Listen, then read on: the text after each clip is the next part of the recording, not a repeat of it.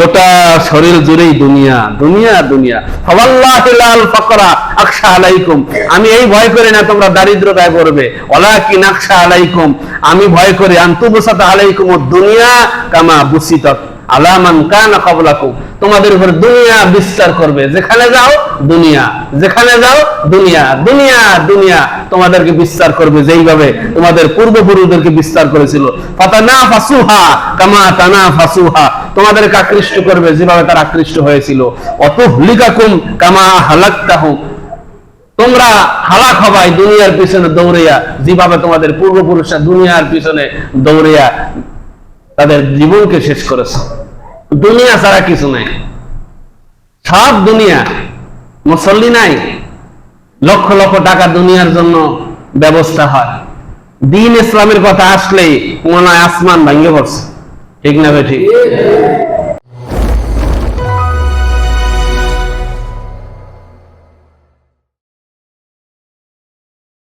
আল্লাহর হাবিব তার উম্মতকে 8টি বিষয় সতর্ক করেছেন। কয়টি বিষয়? আমি এক সপ্তাহ পড়াশোনা করে আপনাদেরকে কথা বলার চেষ্টা করি। আমরা গতানুগতিক অন্য ইমামদের চাইতে আলাদা, আমরা ইমামতিকে আমানত মনে করি, এটা আমার দায়িত্ব মনে করি। আপনাদের কাছে সঠিক মেসেজ তুলে দেওয়ার জন্য রাত জেগে জেগে পড়াশোনা করে, ভাববেন না যে মোবাইল আসমান থেকে নাজিল হয়েছে। আমাকে কষ্ট করে কথা বলতে হয়। আপনারা যারা আমার পিছনে নামাজ পড়েন, মনে হয় না বলতে পারবো যে এক আলোচনা আর এক আলোচনার সাথে মিশে যায়। নিত্য নতুন বিষয়ের উপরে কথা বলার চেষ্টা করি। সঙ্গত কারণেই কথাগুলো বলার সময় আপনারা আমার দিকে মনোযোগ দিবেন, মনোযোগ নষ্ট করবেন না। আল্লাহ যেন তাওফিক দান বলি আমি। কয়টি বিষয় সতর্ক করেছেন? 8টি। কয়টি বিষয়? 1 নম্বরে আল্লাহর হাবিব সতর্ক করেছেন। আবি সাঈদ খুদরি রাদিয়াল্লাহু আনহু قال خرج علينا رسول الله صلى الله عليه وسلم ونحن نتذكر المسيح الدجال। আবু সাঈদ খুদরি রাদিয়াল্লাহু আনহু একজন সাহাবী, তিনি বলছেন যে আমরা দাজ্জালের ফিতনা সম্পর্কে আলোচনা করতেছিলাম। আল্লাহর হাবিব বের হলেন, তিনি বললেন আলা উখবিরুকুম বিমা হুয়া আখওয়াফু আলাইকুম ইনদি মিনাল মাসিহিদ দাজ্জাল। দাজ্জাল বোঝেন তো? দাজ্জালের নাম শুনছেন তো? মানে কিয়ামতের আগে যে দাজ্জাল বের হবে, তাই না? সাহাবী বলছেন যে আমরা দাজ্জালের ফিতনা সম্পর্কে আলোচনা করছিলাম। আল্লাহর হাবিব বের হলেন, তিনি বললেন আমি কি তোমাদেরকে বলবো না যে দাজ্জালের চাইতে বেশি ভয়ঙ্কর কোন জিনিস, এই জিনিসের কথা কি আমি তোমাদেরকে বলবো না? কুলনা বালা ইয়া রাসূলুল্লাহ, অবশ্যই বলবেন। সুবহানাল্লাহ। বালা মানে হ্যাঁ, বালা মানে হ্যাঁ, নাম মানে হ্যাঁ, আরবিতে নাম হ্যাঁ, এটা স্বাভাবিক ইতিবাচক। আর বালা মানে কেন নয়, হোয়াই নট, কেন নয়, অবশ্যই বলবেন। সুবহানাল্লাহ। সাহাবায়ে কেরামের আদবের ব্যাপারটাই ছিল আলাদা। কেন নয়, আপনি বলবেন হুজুর, অবশ্যই বলবেন। কি বলবেন? ফাকালা আশ-শিরকুল খাফিয়্যু, আল্লাহর হাবিব বললেন দাজ্জালের চাইতে ভয়ঙ্কর হচ্ছে গোপন শিরিক। কি সেটা? কি সেটা?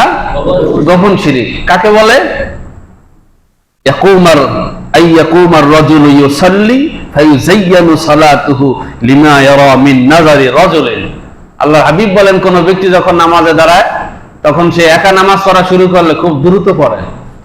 যখন দেখে যে চতুর্দিকে লোকজন আছে, কেউ আমার দেখতেছে, তখন নামাজটা খুব ধীরে ধীরে পড়ে। কথা বুঝাইতে পারি নাই? মানুষ যাতে বোঝে যে উনি খুব ভালো একজন নামাজি, মানুষকে দেখানোর জন্য যারা নামাজকে স্থির করে, সুন্দর করে, এরা গোপন শিরিক করে। গোপন শিরিক এটা দাজ্জালের চাইতে ভয়াবহ। কথা বুঝাইতে পারছি আপনাদের?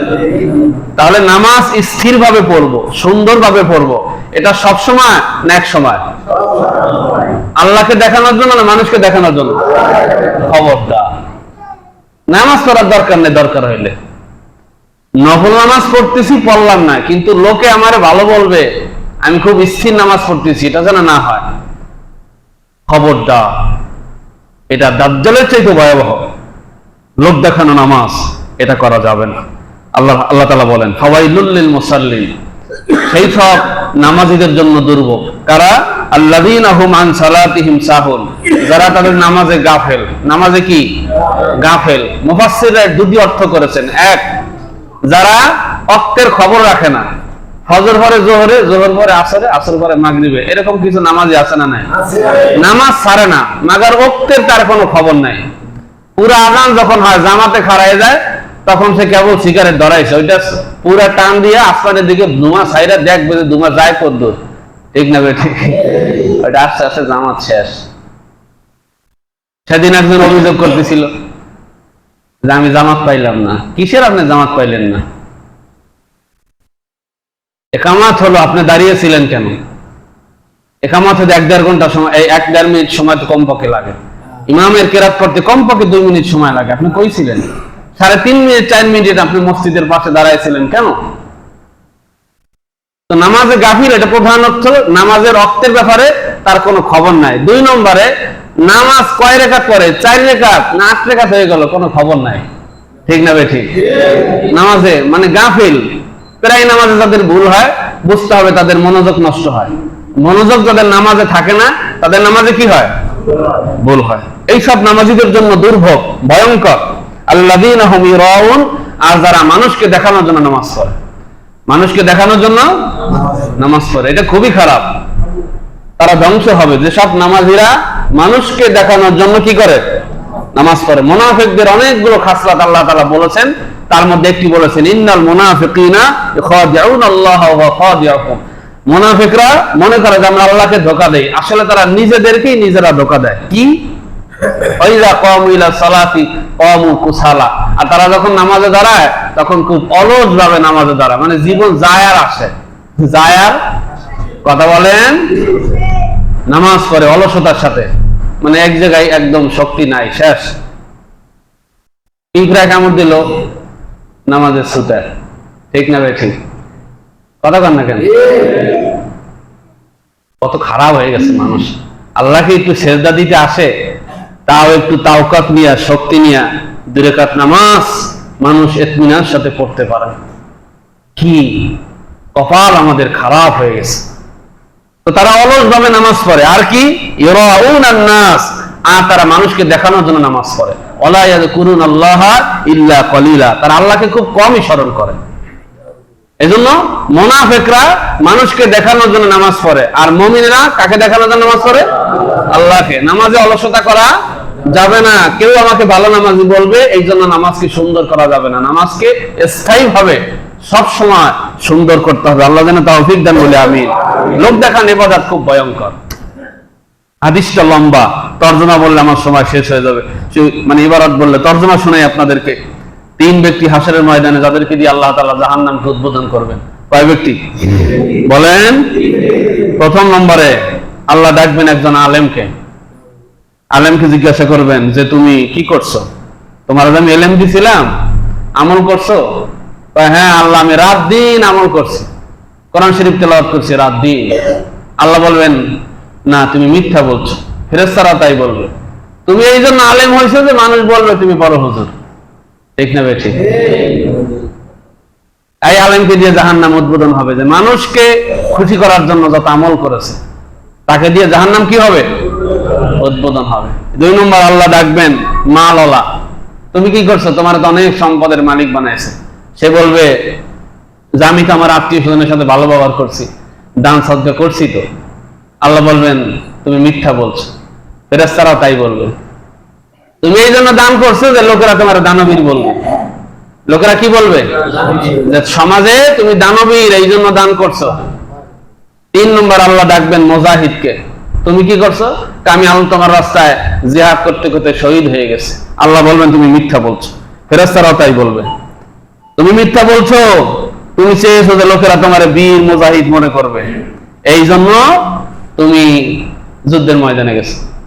তোমার ভিতরে রেজামন্দি ছিল না, আমি যে সন্তুষ্ট হই এটা তো আমার উদ্দেশ্য ছিল না। আল্লাহর হাবিব বলেন, হযরত আবু হুরায়রা বলেন, এই সময় আল্লাহর হাবিব আমার হাঁটুতে হাত মেরে বলেন, আবু হুরায়রা, ইয়া আবা হুরায়রা, উলাইকা সালাসাতু আউয়ালু খালকিল্লাহি তুসআরু বিহিমুন নার ইয়াউমাল কিয়ামা।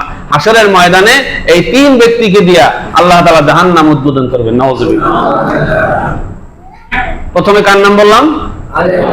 কথা বলেন। আলেম। দুই নম্বরে দানবীর, মানে ধন সম্পদালা, বিত্তমান, বিত্তশালী। তিন নম্বরে মুজাহিদ, যারা আল্লাহর রাস্তায় জিহাদ করে।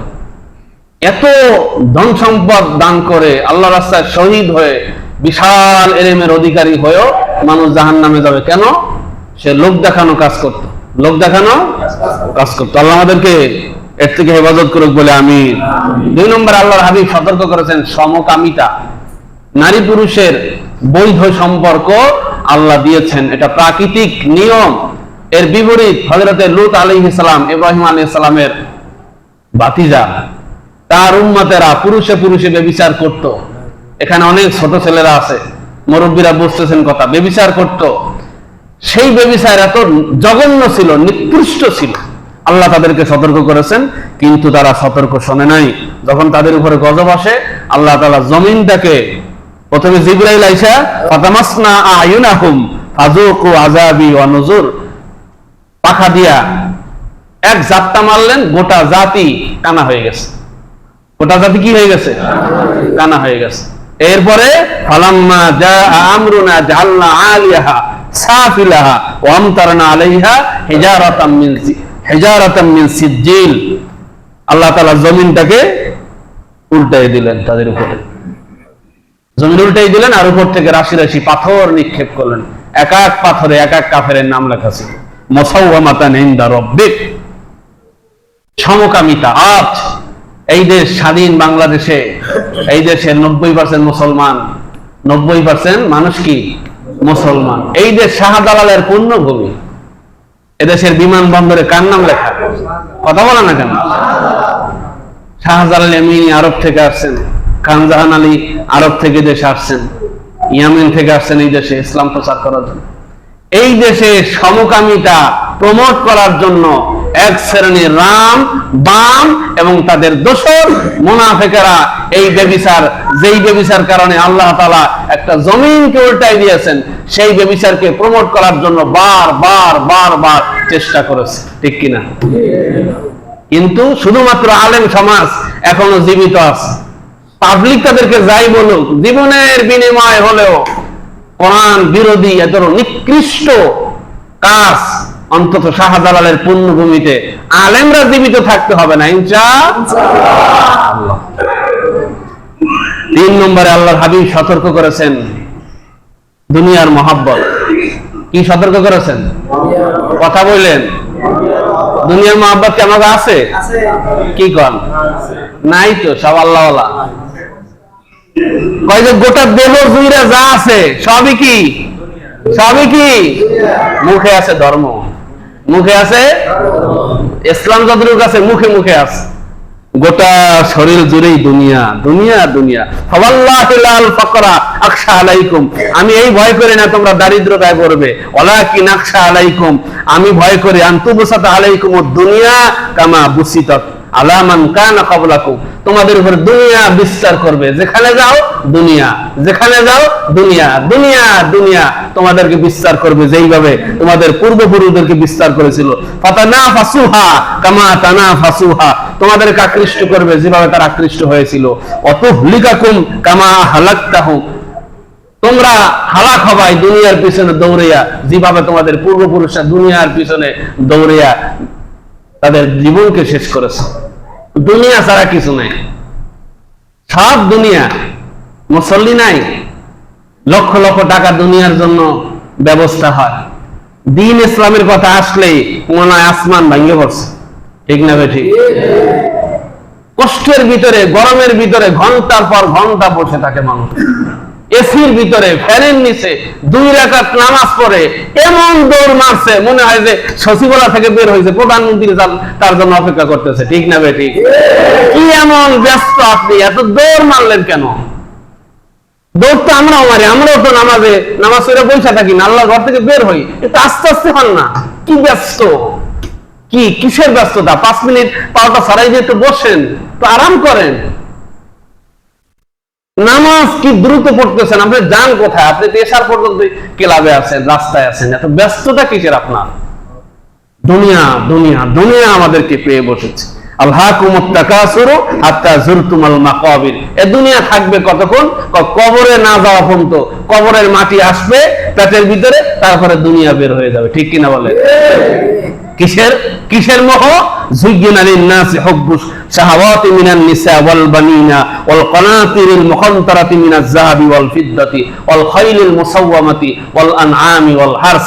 নারী, সন্তান, রাশি রাশি সোনা গয়না, ঘোড়া, তারপরে গবাদি পশু, তারপরে এগুলা হলো দুনিয়ার ভোগবিলাস। এগুলার পিছনে পড়ে আছে, কোথাও বের হয় না সে।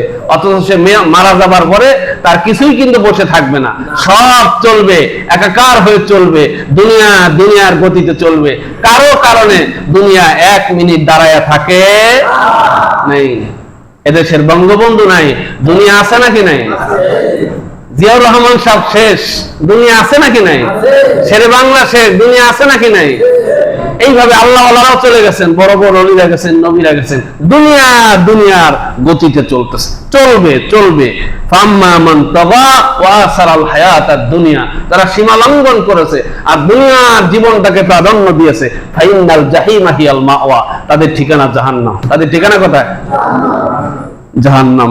ইয়ালামু আন্নামাল হায়াতুদ দুনিয়া লাইবু ওয়া লাহু, জেনে রাখো দুনিয়াটা খেলতামাশা। দুনিয়াটা কি? খেলতামাশা। আর কি? ওয়াসিনাতু তাফাখুরুম বাইনাকুম ওয়া তাকাসুরুন ফিল আমওয়ালি ওয়াল আওলাদ।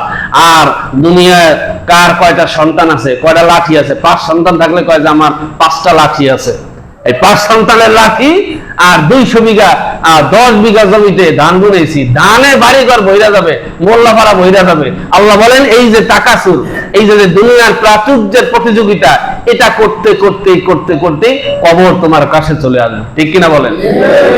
এটাই 200 মণ ধান বা 10 বিঘা জমির ধান তুমি নাও খেতে পারো, তুমি তো প্ল্যান করে আছে এই করব, ওটা খাওয়ার আগেই তুমি দুনিয়া ছেড়ে দিবে। কিন্তু একটা প্রাচুর্য, একটা প্রতিযোগিতা তোমার ভিতরে কাজ করতেছে, দুনিয়া তোমাকে ছেড়ে দিবে লাথি মেরে। বাতো সিরুনাল হায়াতাদ দুনিয়া ওয়াল আখিরাতু খায়রু ওয়া আবকা। দুনিয়ার জীবনকে তোমরা প্রাধান্য দিয়েছো, অথচ আখিরাত চিরস্থায়ী এবং উত্তম। দেখেন 3 নম্বরে কি বললাম? 3 নম্বরে সতর্ক করেছেন কিসের? দুনিয়াকে যারা প্রাধান্য দেয়, সব কিছুতে দুনিয়া, সব কিছুতে দুনিয়া। আখিরাতের জন্য কিছু করা। মানুষ এখন ধর্মীয় ইবাদত গুলো যা করে মানুষকে দেখানোর জন্য, হজের ভিতরে ঝামেলা, নামাজের মধ্যে ঝামেলা, যাকাতের মধ্যে ঝামেলা, আছে না নাই? কথা বলেন। আর যারা গুনাহ করে, পাপ করে, ওদের ব্যাপারটা আলাদা। আমরা যারা নামাজ পড়ি, আমাদের নামাজটা যদি আল্লাহর জন্য হইতো তাহলে নামাজটা সুন্দর হইতে পারতো কি পারতো না? আমরা যারা মুসল্লি, আমাদের কাজকর্ম যদি ভালো হইতো, মানে দুনিয়া না হইতো, তাহলে সমাজে চলতে গেলে মানুষ কইতো না একজন আল্লাহওয়ালা যায়, একজন ভালো মানুষ যায়। আমরাই তো ঠিক হইতে পারলাম না, আমাদের গোটা শরীর জুড়েই তো দুনিয়া। কথা বলে না কেন? 4 নম্বর আল্লাহর হাবিব সতর্ক করেছেন জিহ্বা, জিহবা, জিহ্বাকে নিয়ন্ত্রণ করতে হবে। এই জিহ্বায় কত কথা বের হয়েছে, সব কথার জবাব দেওয়া লাগবে। মান সমাতা নাজাত, যে চুপ থাকে সে নাজাত পায়। যে চুপ থাকে সে কি পায়? দিনভর বাচালের মতো বক বক বক বক বক করতে থাকলে আমলনামা শেষ। দেশের প্রধানমন্ত্রী, সরকার প্রধান, তিনি একটা কথা বলেছেন, কথাটা কি ঠিক না বেঠিক ওইটা নিয়ে পর্যালোচনার দায়িত্ব আমার না, অত বড় জ্ঞান আমার হয় নাই। এক কথায় দেশ উত্তাল, এক কথায় দেশ, কথা কইছে কয়টা? কথা কইছে কয়টা? একটা কথা বলছে, এক কথায় দেশ শেষ। তার ক্ষমতার মসনদ এখন স্থির করা কঠিন হয়ে গেছে। তিনি ভুল বলছেন না ঠিক বলছেন ওইটা বলার ক্ষমতা বা জ্ঞান আমার নাই, কারণ সে প্রধানমন্ত্রী, আমি কোথায় সলিমুদ্দিন। কথা ঠিক কিনা বলেন? জিহ্বাকে নিয়ন্ত্রণ করতে হবে, জিহ্বাকে নিয়ন্ত্রণ করতে হবে। দেখেন আল্লাহ হাবিব কি বলেন। একজন সাহাবী সুফিয়ান ইবনে আব্দুল্লাহ, তিনি বলেন ইয়া রাসূলুল্লাহ হাদাসানি বিআমরিন আতাসিমু বিহি, আমার এমন একটা কথা বলেন যেটার উপর আমি স্থির থাকবো। হুজুর বলেন ক্বালা কুল রাব্বি আল্লাহ সুম্মা আস্তাকিম, হুজুর বলেন তুমি বলো যে আমার রব আল্লাহ, আর ওই কথার উপরে তুমি স্থির থাকো। কুলতু ইয়া রাসূলুল্লাহ মা খাউফু মা তাখাফু আলাইয়া, হুজুর আমি ভয় পাবো কোন জিনিসে? ফাআখাযা বিলিসানি নাফসিহি, আল্লাহর হাবিব নিজের জিহ্বাকে ধরলেন। সুবহানাল্লাহ বলেন। বিশ্ব নবী জীবনে একটা অনার্থক কথা বলেন নাই, তিনি তার জিহ্বাকে ধরলেন, ধরে বললেন হাজা হাজা সুম্মা ক্বালা হাজা, এটা এটা এটা, এই জিহ্বা তোমাকে জাহান্নামে নিয়ে যাবে। এজন্য কথার প্রত্যেকটা কথার হিসাব হবে, কি বলতেছেন সকাল থেকে সন্ধ্যা। প্রয়োজনীয় কথাগুলো বলেন, প্রয়োজনীয় কথাগুলো বলেন, বিনা প্রয়োজনে কি বলেন সারাদিন, এত কথা কিসের? এমন কি মসজিদের মধ্যে ঢুকছি, জোহর থেকে আসরে আমরা রাস্তায় ছিলাম, আসর থেকে মাগরিবে ছিলাম, মাগরিব থেকে এশা ছিলাম, মাত্র 5 মিনিট। আপনাদের ইমাম তত আল্লাহওয়ালা না, 5-6 মিনিট নামাজ শেষ করে দেয়। এই নামাজ পড়তে আসি 10 মিনিট, সেই সময় অনেক কথা পেটে থাইকে যায়, যা মসজিদে এসে শেষ করে। ঠিক না ঠিক? কেন কেন এত কথা ডেলিভারি দেওয়ার দরকারটা কি? জিহ্বাকে নিয়ন্ত্রণ করতে হবে, প্রয়োজনের কথাগুলা বলতে হবে। আমরা যেহেতু মানুষ, জানতে অজান্তে কিছু কথা বের হবে, কিন্তু সব সময় যদি এইভাবে অনর্থক কথা বের হতে থাকে, তাহলে আমাদের আমলগুলো কি হয়ে যাবে বলেন? শেষ হয়ে যাবে। আল্লাহর হাবিব সতর্ক করেছেন। 8টা বলতে পারবো না, আরেকটা বলে শেষ করে দেবো। এটা বলবো, এটা বলবো। কথা কি আমার না আল্লাহর হাবিবের? আচ্ছা, আল্লাহর হাবিব বলেন 5 নম্বরে, পথভ্রষ্ট নেতার অনুসরণ করিও। বলেন আল্লাহ হাবিব বলেন ইন্নামা খাফু আলা উম্মাতিল আইম্মাতাল মুদাল্লিন, আমি আমার উম্মতের উপরে সব থেকে, আখাফু ইসমে তাফজিলের সিগা, সব থেকে ভয় পাই আমার উম্মাত বেনামাজি, সুদখোর, ঘুষখোর, পর্দা নাই, পুশিদা নাই, আইন নাই, বিচার নাই, সালিশি নাই, তার কাছে ভালো নাই, মন্দ নাই, শিক্ষিত নাই, তার মধ্যে কোনো মানবতা নাই, এই রকম পথভ্রষ্ট পথহারা নেতার পিছনে পিছনে দৌড়াবে, এটা আমি ভয় করতেছি। আমার উম্মতের জন্য এটা আমি ভয় করতেছি। আজ থেকে 1500 বছর আগে আমার নবীজি আপনাকে আমাকে সতর্ক করেছেন। আপনি এবার নিজেকে চিন্তা করেন, কার পিছনে দৌড়াবেন? আল্লাহ ওয়ালাদের পিছনে দৌড়ান। বাহ্যিক দৃষ্টিতে আল্লাহ ওয়ালা, 99টা আমল তার ভালো, একটা যদি খারাপও হয় আমার মালিক মাফ করে দিবেন। আর এমন একজন মানুষের পিছনে আপনি দৌড়াচ্ছেন যার 99টাই খারাপ, 2-1টা যদি ভালো থাকে, ওটা আল্লাহ দেখবেন না, ডাইরেক্ট জাহান্নাম। ঠিক না বেঠি? এই জন্য আল্লাহর হাবিব বলেন যে আমি আমার উম্মতের জন্য এইটা আমি ভয় করতেছি, আমার উম্মত খারাপ নেতার পিছনে দৌড়াবে। এজন্য আপনি অনুসরণ করেন, আল্লাহর কসম অন্যদিকে নেবেন না। আপনাকে যাকে খুশি আপনি অনুসরণ করেন, কিন্তু বিবেচনা করে অনুসরণ করবেন। একজন ইমাম মানুষ যখন নিয়োগ দেয়, তার দাড়ি আছে কিনা, সে পর্দায় থাকে কিনা, বউকে পর্দা রাখে কিনা, হালাল খায় কিনা, সে নামাজ ঠিকঠাক পড়ায় কিনা, নিজে পড়ে কিনা, সবকিছু দেখে কয়েকজন 50 জন 60 জন লোকের ইমাম নিয়োগ দেওয়া হয়। অথচ শত শত হাজার হাজার মানুষের যারা ইমাম, ইমাম মানে নেতা, হাজার হাজার লক্ষ লক্ষ মানুষের যারা ইমাম, যারা নেতা, তাদের পিছনে মানুষ আন্দারে কন্দারে দৌড়ায়। ঠিক না বেঠি? আপনারা বলেন কথাটা কি ছিল?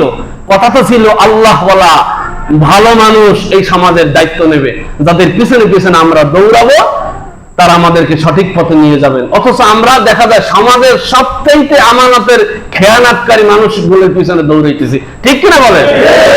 আপনি বলবেন তোমার এটা নিয়ে মাথা ব্যথা কেন? একটা উদাহরণ দিলে আপনি বুঝতে পারবেন। এই গাড়ি চলতেছে, সাকুরা গাড়ি। কি গাড়ি? সাকুরা গাড়ি। এই সাকুরা গাড়ির ভিতরে যারা বসা আছে সব আল্লাহওয়ালা বুজুর্গ, সারসিনার হুজুর, চরমনার হুজুর, বাহাদুরের হুজুর, সব আল্লাহর ওলিরা বসা ভিতরে। কিন্তু ড্রাইভার যে আছে সে হলো মদখোর, কি খোর? সে হলো গাঁজাখোর, বাবাখোর। ওই ড্রাইভার যদি গাড়ি চালায় তাহলে গাড়ি ঠিকঠাক যাবে না ঢাকা? কোথায় যাবে? কথা বলেন কেন? ভিতরে সারসিনার হুজুর বসা, নেতা ড্রাইভার, সে হলো মদখোর। সে গাড়ি চালানোর সময় কিছু দেখবে না, লামিম হোটেলের সামনে লাগাই দেবে, নিরহ 4 জন মানুষকে মেরে ফেলবে। ঠিক না? আবার মনে করেন গাড়ি ভরা খারাপ মানুষ, সব খারাপ, কিন্তু ড্রাইভার হচ্ছে সারসিনার হুজুর। উদাহরণ দিতেছি, ড্রাইভার একজন আল্লাহ ওয়ালা, তাহলে ওই গাড়ি ঢাকা যাবে না খাদে যাবে? কারণ ড্রাইভার যিনি গাড়ি চালান, ভিতরে যেমন না তাই কর তোরা, ড্রাইভার সাহেব আল্লাহর নামে চালাইতেছে। সুবহানাল্লাহ। এই জন্য যিনি ইমাম, যিনি নেতা, যিনি পথ প্রদর্শক তিনি যদি ভালো হন, গোটা জাতি ভালো হতে বাধ্য, ঠিক কিনা? আরো সুন্দর করে বলি, আমাদের সমাজে যারা মুরব্বী আছে এখন, আল্লাহ তাদেরকে নেক হায়াত দান করেন বলি আমিন। আল্লাহ তাদের জীবনের গুনাহ মাফ করে দেন বলি আমিন।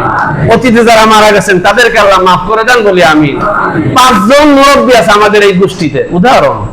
এই 5 জন মুরব্বী যদি আল্লাহর নামের কসম করেন, কারো সাথে আপোষ নাই, অন্যায়ের সাথে আপোষ নাই, আমার ছেলে মেয়ে অন্যায় যে করবে কারোর সাথে আপোষ নাই, সবার বিরুদ্ধে আমরা 5 জন থাকবো, আসো আমরা বায়াত করি।